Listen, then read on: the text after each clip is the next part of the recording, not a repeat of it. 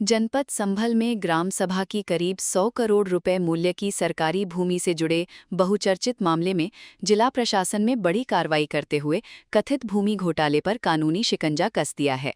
जिलाधिकारी के निर्देश पर राजस्व विभाग की ओर से कोतवाली संभल में 32 नामजद व्यक्तियों तथा कुछ अज्ञात लोगों के खिलाफ गंभीर धाराओं में एफआईआर दर्ज कराई गई है।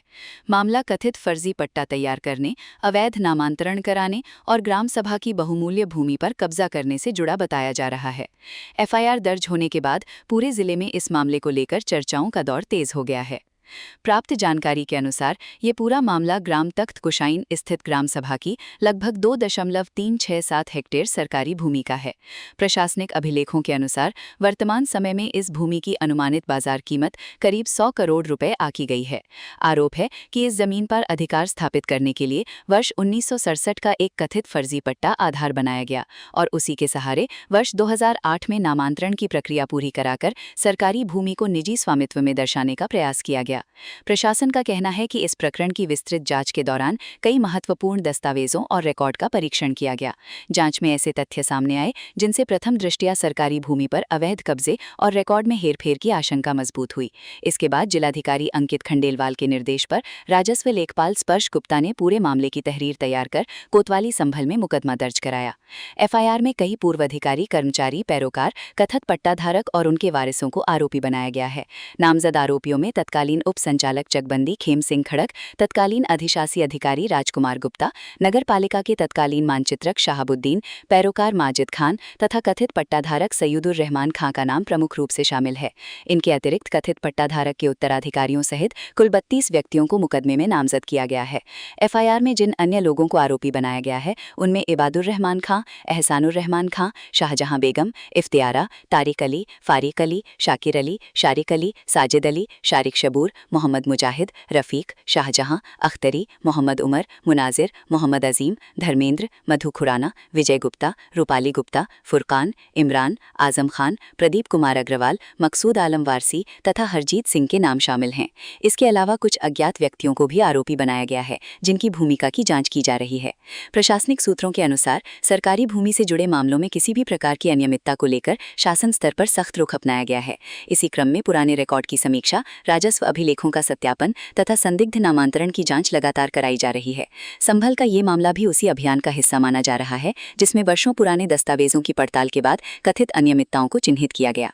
बताया जा रहा है कि ग्राम सभा की ये भूमि सार्वजनिक उपयोग के लिए सुरक्षित मानी जाती है और ऐसे मामलों में यदि फर्जी दस्तावेजों के आधार पर स्वामित्व परिवर्तन किया गया हो तो संबंधित लोगों के खिलाफ कठोर कानूनी कार्रवाई का प्रावधान है। इसी आधार पर अब पुलिस पूरे प्रकरण की विवेचना करेगी।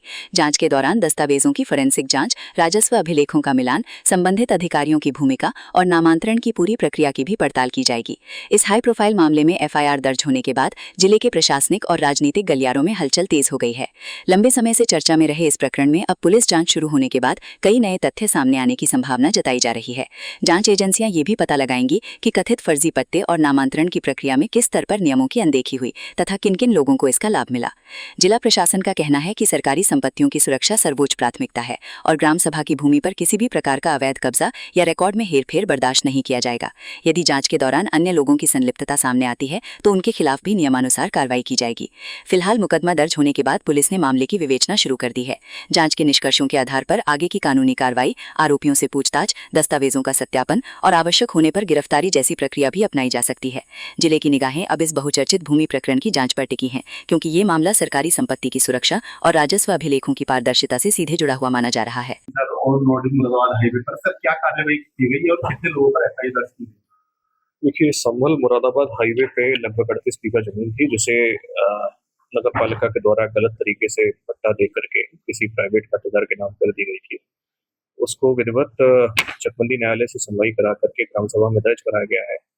उसी क्रम में जो लोग उसमें संलिप्त थे, तत्कालीन ईओ, इसके अलावा तत्कालीन टीडीसी जिनके माध्यम से ऑर्डर किया गया, नगर पालिका के अन्य कर्मचारी, मूल पट्टाधारक और उसके बाद उन जमीन के क्रेता जिन्होंने उस सरकारी जमीन को खरीदा, इन सभी के विरुद्ध एफआईआर कराई गई है और इसमें गिरफ्तारी के भी प्रयास किए जा रहे हैं। कोशिश है कि जिन लोगों के द्वारा ये किया गया है उनके गिरफ्तारी के बाद प्रॉपर्टी जब्त करके उन्हीं से रिकवरी कराई जाए, इस प्रकार के तो कितने लोग एफआईआर में लगभग 21 से 22 लोगों के नाम हैं और कुछ अज्ञात भी हैं जिनकी विवेचना के दौरान नाम उसमें खोले जाएंगे। सर, आगे किस तरीके से प्रशासन की तरफ से कार्रवाई की जाएगी सरकारी जमीन पर लगातार संबल कैसे कार्रवाई? नहीं, लगातार ये कार्रवाई चालू रहेगी और आपके माध्यम से मेरी आमजन से भी अपील है कि जहां भी इस प्रकार के प्रकरण हैं कृपया हम लोग के संज्ञान में लाएं, जिससे समय रहते उन सरकारी जमीनों को बचाया जा सके और उनको किसी न किसी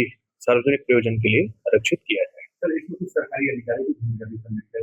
जैसे मैंने बताया कि जो नगर पालिका के रिसर्च अधिकारी थे उस समय के तत्कालीन या फिर टीडीसी थे या नगर पालिका के अन्य कर्मचारी थे, इन लोगों की भूमिका को भी इसमें संलिप्त पाया गया है और उनके विरुद्ध भी वैधानिक कार्रवाई की जा रही है। नेता भी हैं?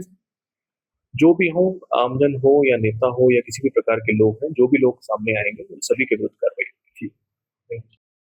जो सरकारी बताते हैं काफ़ी पुरानी कब्जे में थी, तो वो क्या कार्रवाई हुई है और किन किन लोगों के खिलाफ एफआईआर की गई है? जनपद संभल के कस्बा संभल में संभल से मुरादाबाद की ओर जो सड़क जाती है, हाईवे है, उस पर 38 बीघे ग्राम समाज की ज़मीन है।